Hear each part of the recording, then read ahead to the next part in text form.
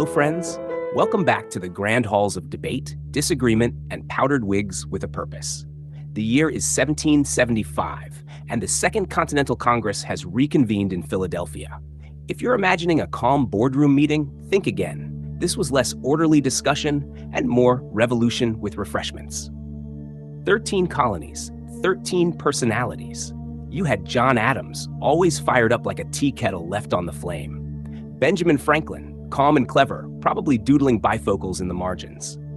Thomas Jefferson, the quiet genius with a quill sharper than a saber.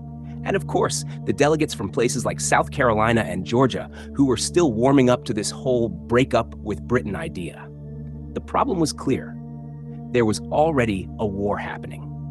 Lexington and Concord had turned Massachusetts into a battleground. Militias were marching, and British redcoats were feeling, let's say, unwelcome. But here's the kicker. There was no official American army. So Congress decided to create one. And who would lead this untrained, underfunded, underdressed army? Enter George Washington, a tall, solemn Virginian who showed up in full military uniform like he was auditioning for the role of national hero. Everyone nodded, said, yeah, this guy looks the part, and unanimously appointed him commander-in-chief of the Continental Army. Washington's reaction? Humble to a fault. He even told Congress he didn't feel worthy of the post and refused to take a salary, just reimbursement for expenses. But Congress didn't just appoint George and call it a day. They also created the Continental Army, issued their first national currency, which almost immediately lost value, oops, and started managing the war effort like amateur event planners learning on the job. And while they debated, drafted, and dispatched letters, outside Philadelphia, the colonies were, well, improvising.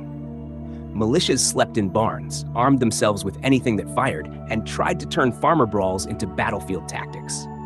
One fun moment, Congress actually asks Native American tribes to stay neutral and Canada to join the rebellion. Canada blinked, said no thanks, and carried on politely.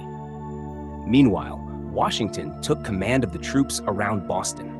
His army was a curious blend of heroes, hotheads, and did he really just fire the musket backward types. But with patience, grit, and the occasional motivational letter, he started shaping them into something that could, possibly, stand against the British.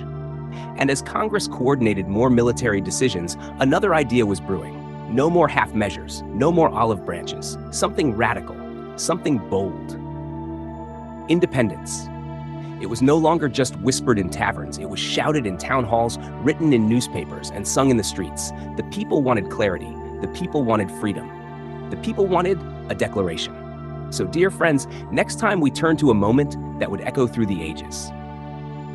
Quills would be dipped, ideas would be immortalized, and a date, July 4th, 1776, would be etched into the memory of the world. Join me for the next episode. July 4th, 1776, the Declaration of Independence.